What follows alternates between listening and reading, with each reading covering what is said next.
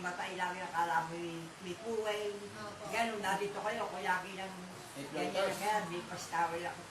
Kahit na pahay.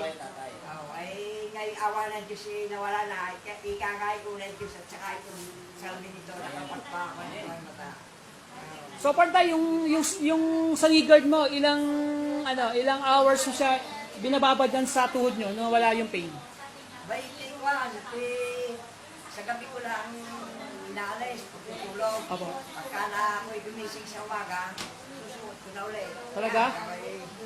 Di hinubukan yan, ako'y maligaw, ay hindi ko muna sinuot. Pagkapaligo ko, saka ko sinuot. Hanggang ngayon ako sinuot pa.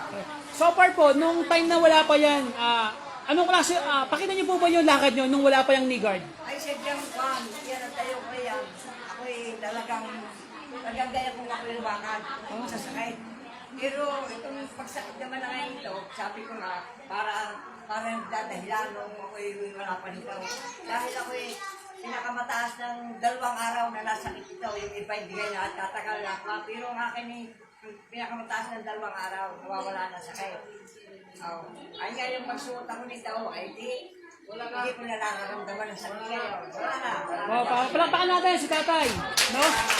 Sabi ko nga sinabi ko kanina doon kapag talagang magaling siyempre, kapag makinig na kayo at magde-demo daw, wala silang mali, yung isang huwag daw ang mata, sa mata naman, pinagtahan ko pa at kakoy na dininan.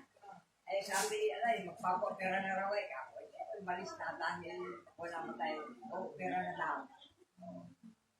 Ayaw na na. Ngayon, naghahanap na ng sapatos, gusto mong basketball. Ayaw.